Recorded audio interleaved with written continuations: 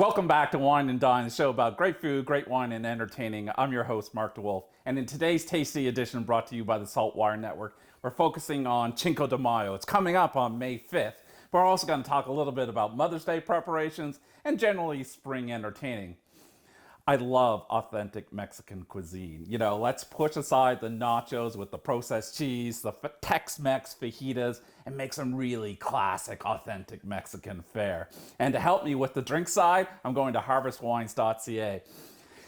They have these amazing monthly picks. I call them handpicked by Harvest that have these curated boxes. And one of them this month is actually focused on the margarita. So you have some Jose Cuervo tequila.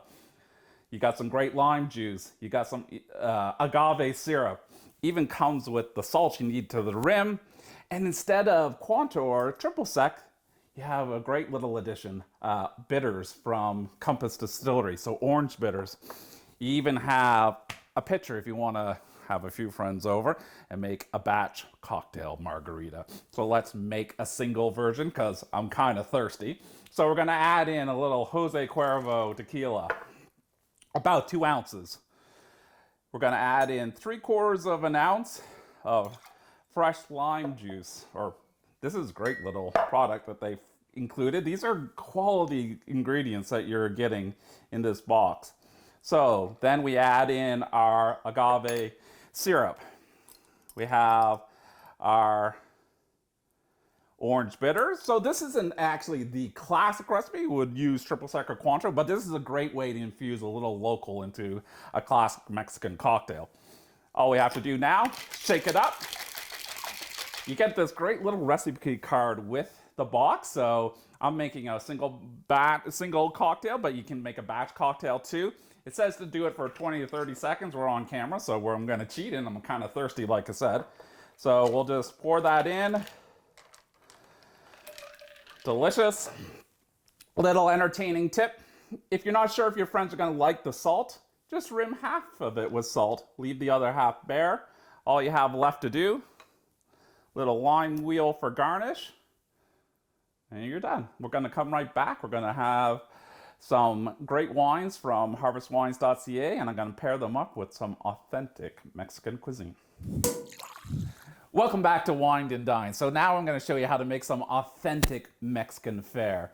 Now imagine yourself in the sunny Cancun, or maybe you're on the beach in Playa del Carmen. Maybe you're walking the streets of Mexico City.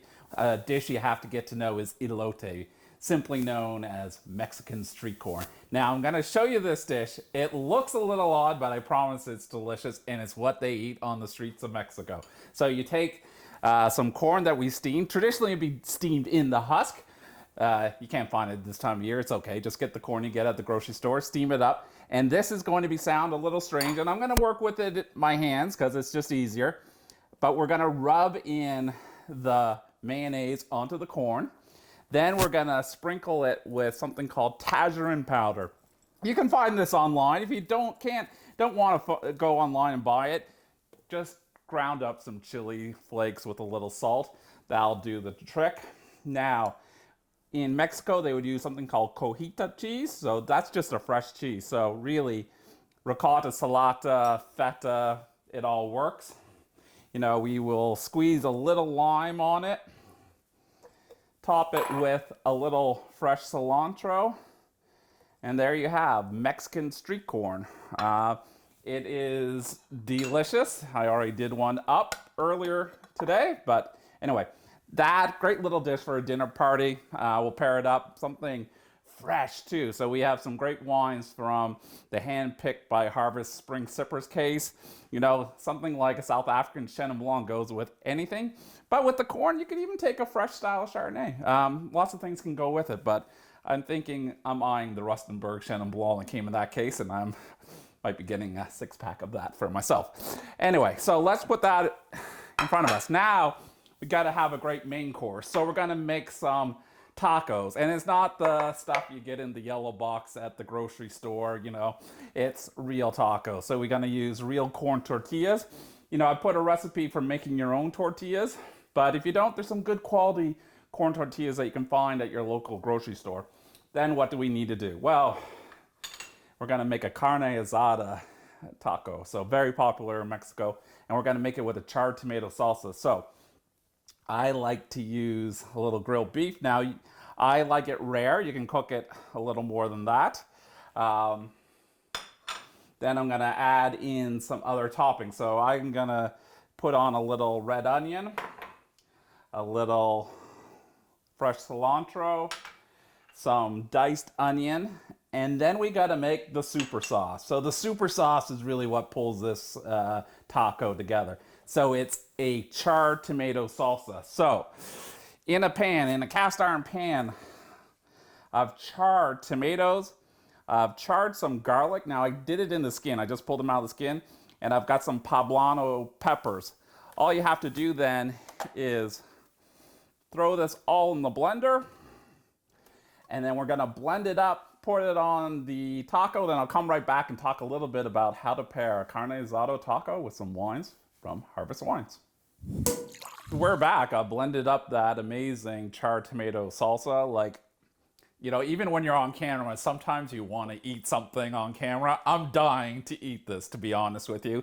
But we got some great wines to pick for our carne asada taco. You know, nice thing about this, because there's such fresh flavors in the dish, you could really go with a rosé like this one from southern Spain. But if I'm gonna drink a red wine, you know, I want something that's got some fruit forwardness, not that much structure, like not aggressive tannins. We want a drinkable wine. And when you think about drinkability, Argentinian Malbec is always a good way to go. So this one, Calia, that comes in your box, the predominance of fruit is from the Uco Valley, which is a subsection of Mendoza that's quite high vineyards and really produces good, elegant wines.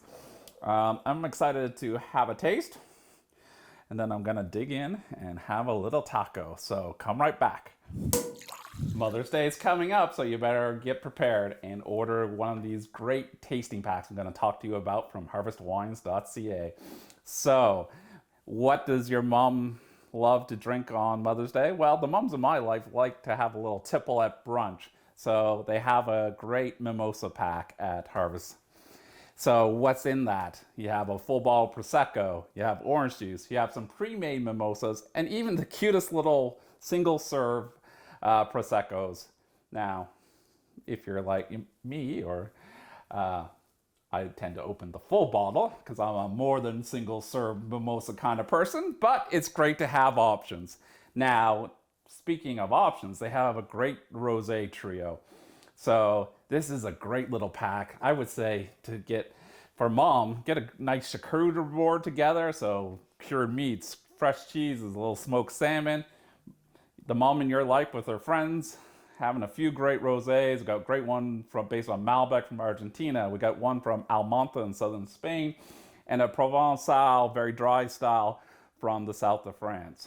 You know, but who doesn't like red wine? So this pack is really versatile because it has a lot of different flavors. We have lighter, fruitier styles such as Pinot Noir, my always favorite Sangiovese from Italy, Cabernet, Southern French, great producer from Argentina, Saltwire, their Malbec, and I love the wines from Lisbon these days. These little Lisbon red blends are so approachable and such great value that I tend to open a few of these a week, a month, let's say.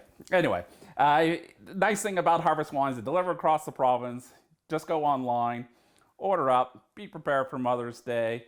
Come back tomorrow. I'm going to do a Facebook Live with Brody from Harvest Wines. We're going to talk about some of these selections and why they make perfect selections for your next Mother's Day. And see me next week on Wine and Dine. And at the end of this video, you'll find the recipes.